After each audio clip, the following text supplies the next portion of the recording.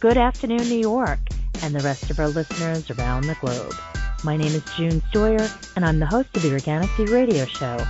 Our podcast is available on iTunes, Zune, and you can also visit our website at www.theorganicview.com. If you'd like to be on the show or would like to find out about sponsorship opportunities, please contact us at questions@theorganicview.com. Today's show is sponsored by coronatools.com, the nation's leader in garden and landscaping tools. Listeners of The Organic View can receive 20% off their coronatools.com purchase by using the coupon code ORGVIEW. That's ORGVIEW. For more promotional offers, please visit our website at www.theorganicview.com. And don't forget to check out our contest section. On today's show, wildlife biologist Sam Droege is going to talk about his new book, Bees, an up-close look at pollinators around the world. So I'd like to welcome to the show Sam Droege. Good afternoon, Sam, and welcome to the show. Thanks. Good to be here. Sam, can you share a little bit about yourself with our listeners? Yeah, I'm a federal biologist, so I work for the U.S. Geological Survey, formerly Fish and Wildlife Service. And my job is to design and develop survey programs for plants and animals. And for the past, I'd say, 10-plus years now, we've been working a lot on how to count, how to talk about the status of our native bee populations. Sam, your work is just so beautiful. You put so much love, so much detail into the work that you do. I'm just curious, who influenced you as a child that made you want to study wildlife? Well, it wasn't my parents, that's for sure. They were very nice parents, but that's not their background. It was more a martini background, I'd say.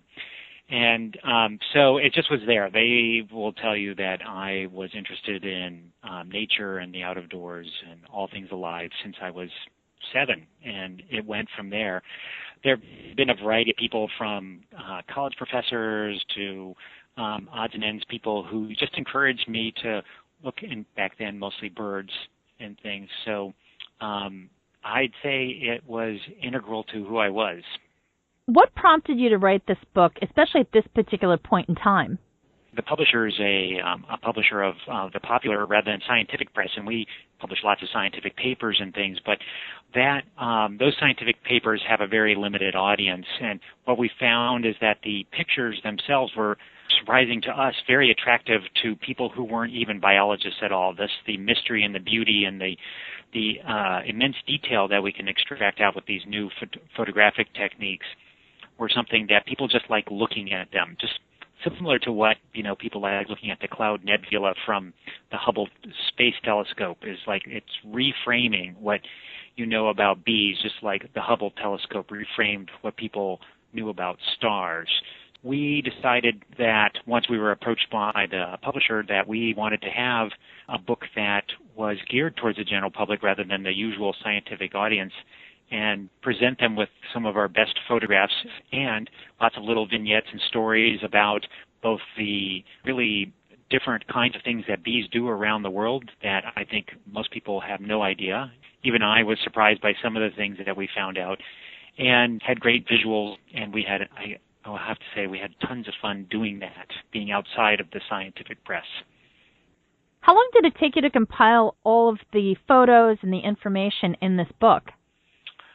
Relatively short period of time. I was working, my co-author is Lawrence Packer at York University, and he's a world expert on world bees.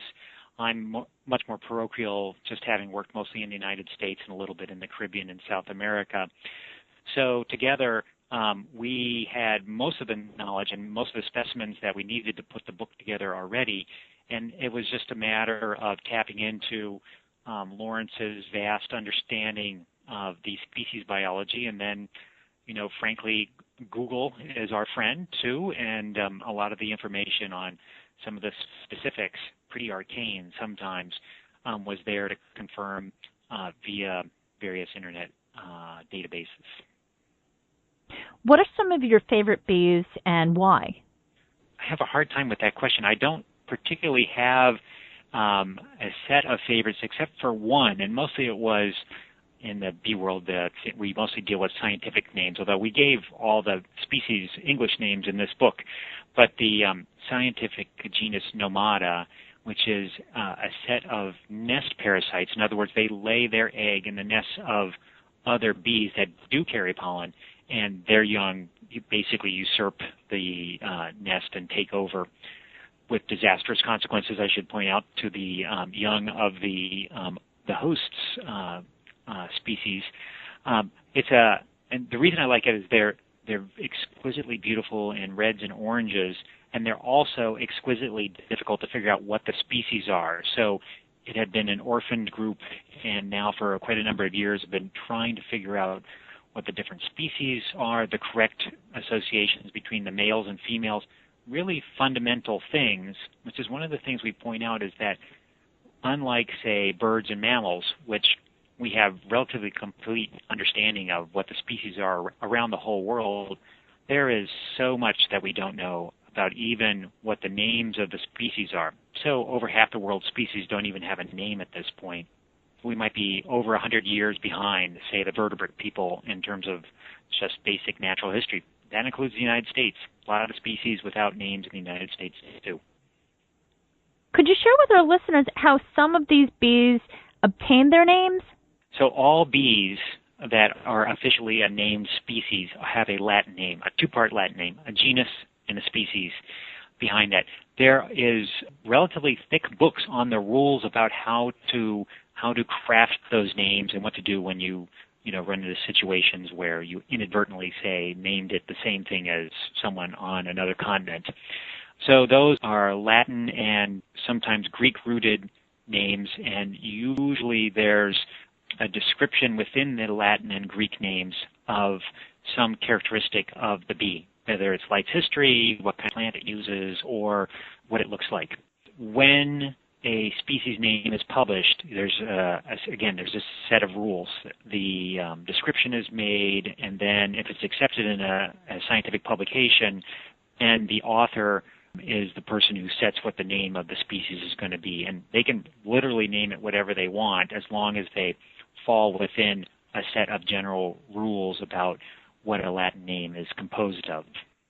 The English names, or common names as we might call them, those are common names, so anyone can make them up. And because most of these bees are not something that people recognize on a day-to-day basis or use commercially, they don't really have English names because there's been no need to. They're not hurting people. Almost none of these sting, for example, and they're not something we get honey from or commercially available. There's an estimated 4,000 different species in North America, none of which people really tangle with. They might say, well, there's a bumblebee, but they don't parse it down to one of the 50 different kinds of bumblebees. What we did is we looked at the bee and we looked at its characters and we, understand something about what it does, and we just made up names for them. Again, part of the fun of doing this book. Can you offer some advice to our listeners as far as how they can tell the difference between, say, a bee and other pollinators such as a fly? Well, it's trickier than you might think. So one way to craft this is to say that bees actually are wasps. So if you get all scientific about it, taxonomically they are wasps. They just happen to be vegetarian wasps. All the rest of the wasps are carnivores. Bees are vegetarians subsisting on a diet of pollen and nectar. Because of that, though, the physical characteristics that you might say, like, well, bees are hairy. Well, there's a lot of hairy wasps, it turns out, too. So it's tricky enough that even in a laboratory, we usually process all the wasps and bees together because a lot of wasps look like bees and a lot of bees actually look like wasps. A very, very, very general sense, if it's a hairy-looking wasp, it stands to be a bee. And because some bees sting, and even if the sting is mild to us, it might not be mild to a bird, who is a lot smaller relative to us when compared to a bee. Many other things, like flies, will mimic bees. So telling the flies that are mimics, hoverflies and flower flies mostly, from the bees is a little bit easier than telling a wasp from bee. So the trick is flies only have 2 wings, bees and wasps have 4, and additionally, flies don't have waists, but bees do. So there's a little, and wasps for that matter, they have right between the thorax and the abdomen, it's pinched in you don't see that. It looks like one uniform unibody for a fly. If you want to add one little more facet, flies have very narrow, thin, thread-like antennae, and bees have relatively thick antennae that even on the smallest ones you can see, whereas in flies oftentimes you can't even see the antenna. Are there any particular patterns of behavior in bees that differ from one part of the world to another? Oh my God, yes. One of the interesting things, and this is really one of the things that we point out in the book, is that over the millennia, and it's been millions of years, that bees and flowers have developed this relationship. So all the flowers that you see that you care about in terms of putting into bouquets and things like that, all were designed by bees or one of the few other kinds of pollinators that are insects. So it's a collaboration. We know by going into the florist shop what that diversity of flowers looks like. But what we don't know, because they're small, we don't interact with them, they're not useful, they're not pretty in the sense of we're going to display them in our house, we don't know that also at the same time there's this huge diversity of bees that visit and pollinate those flowers. All these different floral structures, think of orchids, for example, have really complicated relationships with a very physically diverse set of bees. So some of them go to flowers simply to gather, like in a lot of the orchids, to simply gather scents in which to attract other female bees. Other times you have the long corollid flowers, say like morning glories or squash even, and you'll have bees that have extremely long tongues. And it just goes on and on. There are so many different stories and many more to discover because, again, we really are just scratching the surface. But in the book, we emphasize some of those kinds of really tight relationships. Many bees only visit one genus of plant, sometimes only one species of plant, and everything from trees like willow trees have many bee species that specialize only on willow pollen. Cactus have lots of specialists. You can just go down the list. But in particular, if it's got a big showy flower, there's probably a bee somewhere nearby that specializes in that particular plant. Are there any places that you would recommend to the listeners as far as where they can identify a particular bee that they might find in the yard and they just want to know what type of species it is? Yeah, the best thing to do if you are just the average gardener or homeowner, and all yards are potentially huge bee refuges. So bees work at very small scales. You're not going to get bison in your backyard, but you certainly can get almost any bee species if you plant them with native plants. So once you have these native plants, you'll see all this diversity of bees if you look at the flowers on a daily basis. The best thing to do is take a picture. The better the picture, the more likely you are to get an identification. And go to the website called bugguide.net. That's by the University of Iowa, runs it. And first of all, they have thousands and thousands and thousands of pictures of all the different bee species on there, and you can picture book it. You can just look for it. But additionally, you can submit your picture to the to Bug Guide, and a set of volunteers will parse your picture. It might take them a little while, but ultimately they'll put an identification, if they can, if the picture's good enough, on it. That for a person who just is interested in a bee here and there that intrigues them, that's the best route. If you're more serious, there's online guides. Like we have online guides on a website called discoverlife.org with lots of pictures too. It's more technically oriented, so usually we're talking about using a microscope. But a good fraction of bees can be identified via a picture, at least to the genus. Species level can be tricky, but sometimes you can get it too. Speaking of photography, do you have any tips for other wildlife photographers as far as time of day to take photographs or location, shading, what have you? Well, first of all, as bees are active, one of the nice things about bee study is bees are active during the day. How convenient is that?